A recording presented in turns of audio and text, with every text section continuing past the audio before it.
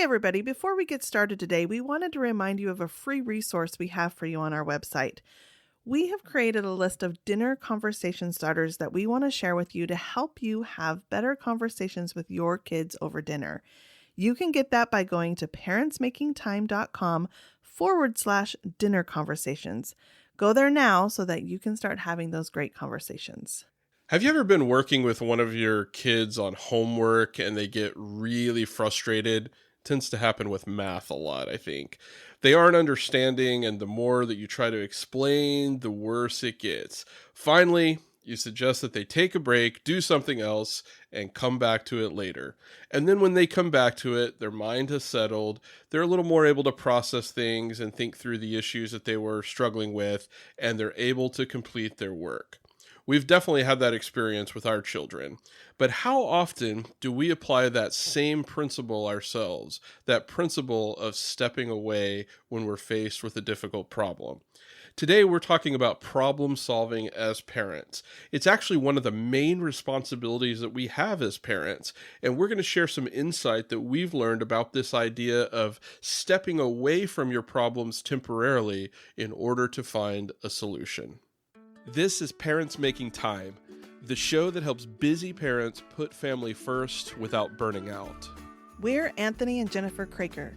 We don't just give parenting tips, we help you become the parent you want to be. So several years ago, we had a daughter who was really struggling pretty heavily with anxiety.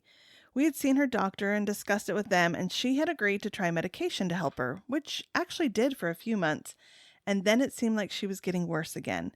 It was a really difficult time because she was having a hard time communicating with us what she was experiencing. And it was hard for me as a mom because I personally don't experience that kind of anxiety. And so the things she was sharing with me were just really foreign to me, and I was struggling myself to understand it. But I could see that this was something that was really affecting her, and I knew it was so much more than something she could just get over.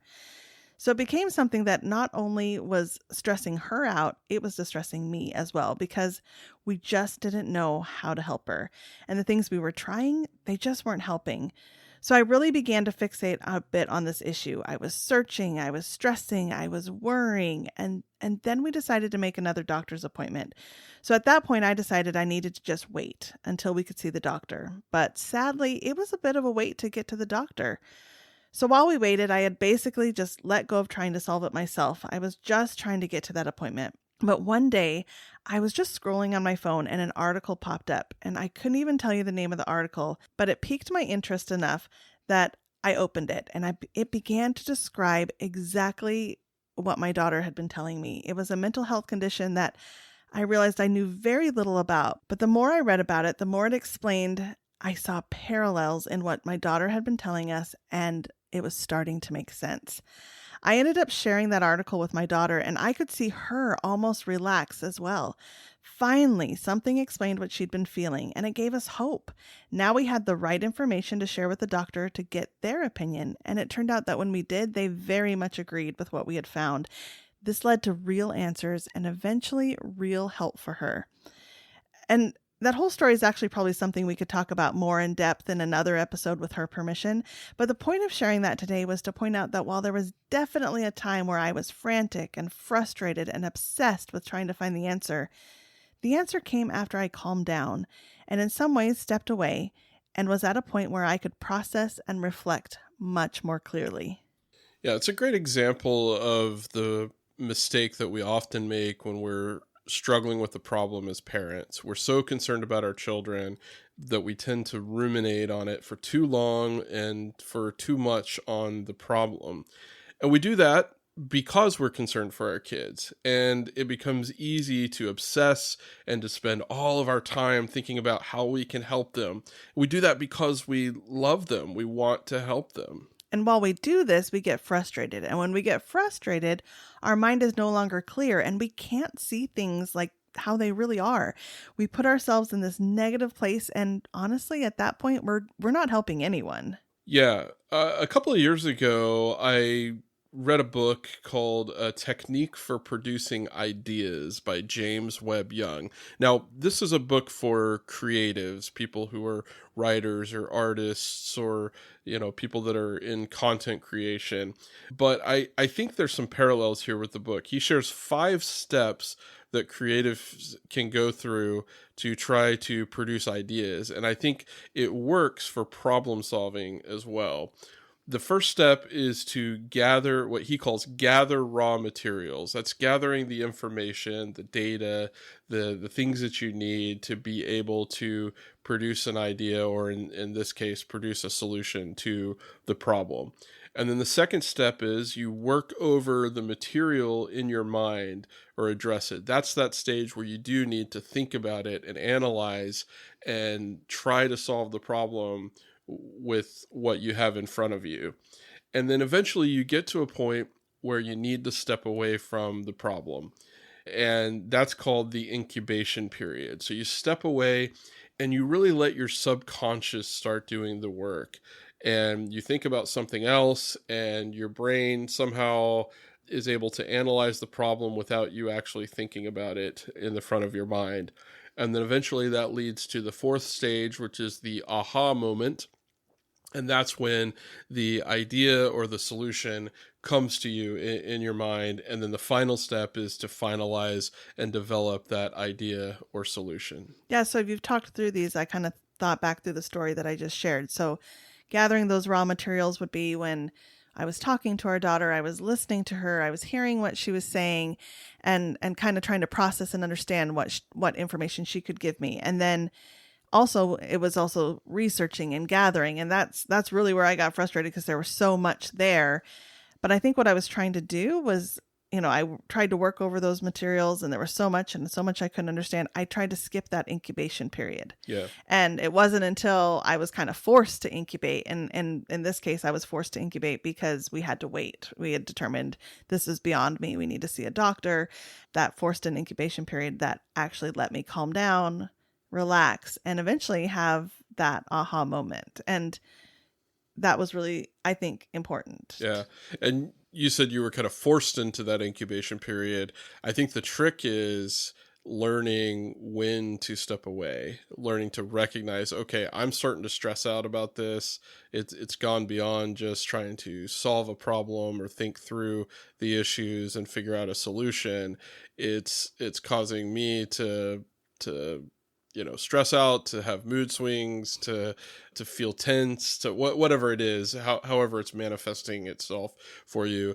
And if you learn to recognize those triggers and then say, okay, now's the time where I need to step away, go into this incubation period, and let my subconscious work through these things while I think about something or focus on something completely different, then your mind will be able to do what it needs to do. Yeah, and it's kind of amazing, but it's really hard to do, especially as parents, because we want to solve these problems. Like I didn't want, and I know you didn't either. We didn't want our daughter to suffer any longer than she needed to. It was distressing. We needed an answer now. Yeah. And so it's hard to have patience in those moments, but I mean, we weren't helping anyone as we were frantically searching and throwing darts at the wall, right? We were just missing the mark completely. And she was getting frustrated because, poor thing, as much as she was trying to explain what she was feeling, it was difficult. Yeah, the reality is that even though it seems like it's going to take longer to solve the problem, if you step away from it, you'll actually get to the solution more quickly. True, and you won't take a bunch of missteps in the process. Yeah. You'll take less missteps at least. And it'll be a lot less stressful in the process. Yeah, so true. Actually, it reminds me of something we shared a few episodes ago, another problem that we had. And this is far less of a problem, but we were just concerned about sending our baby boy off into the world, and Yep. Was he prepared, and what could we do to prepare him? And I think you were the one who came up with that solution. Yeah, we were talking about how do we get this kid ready to launch and go out into the world, and we felt like there were some things that he really needed to understand and learn and know before he was ready to leave home and go out into the lone and dreary world, so to speak. And like you said, the problem wasn't didn't feel as urgent, but it was starting to feel more urgent because we're in a senior year. He's getting closer and closer every day to graduation. And so we were thinking about it a lot and trying to figure out, okay, how do we do this? And then it was in that process of just kind of stepping away. I think I was in church, I believe, if I remember right, when the solution kind of came, and I wasn't really thinking about it, but I had this idea of, hey, we've got Sunday nights that we can spend as a family, and we can use this as a time to educate our son on some of these things that we want him to know before he goes off to college. And the idea came that we should do this without our electronic devices in front of us. Everybody should put away their phones. And it became this now tradition that we have every Sunday night. We sit down as a family and we put away our phones unless we're using them specifically for the purpose of talking about whatever it is we're talking about that night.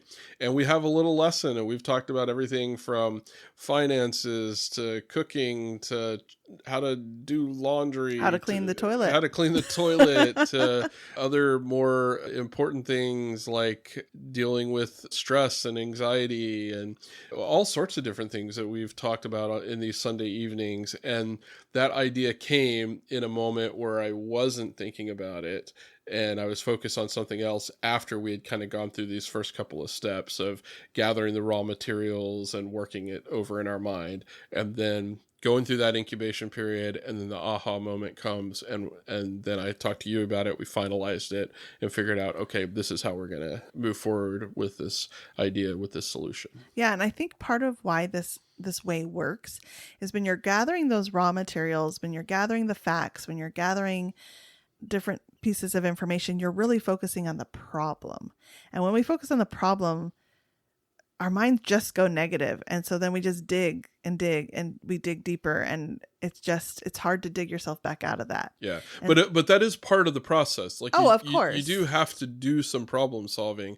It's just, you don't want to let yourself get to the point where it's affecting other parts of your life. Yeah. So if you're feeling like you've got a problem to solve now, or you've seen this in your parenting life in the past, kind of think about that. How did you handle it? How could you have handled it better? And think, what would it have helped to take a minute and pause, maybe for a week or however long it takes, and then with clarity move forward. I think we can all see that in the past and use it in the future for ourselves and our children and just life in general. Yeah, the brain is a remarkable thing. And it's amazing how when we do step away after spending some time trying to solve a problem, our subconscious kicks in and continues that problem solving process for us without us having to stress and get anxious over the process. Yeah, it really is amazing. So if you like what you heard today, if you got something out of it, please leave a rating or review for us and share it with a friend so they can get something out of it too. And have you ever reached the end of the day and realized that you have nothing left to give? No patience, no energy, no margin whatsoever. And maybe the hardest part isn't just the exhaustion. It's the voice that tells you you're falling short and that somehow you should be handling things better. But what if burnout isn't a sign that you're failing as a parent? What if it's actually a signal, an invitation to pause, reassess, and to make a few intentional adjustments that can change everything? Well, next time on Parents Making Time, we're going to be talking about burnout, but maybe not in the way that you've thought about it before. Not as something to push through, but as something to listen to. Until next time, make time to become the parent you want to be.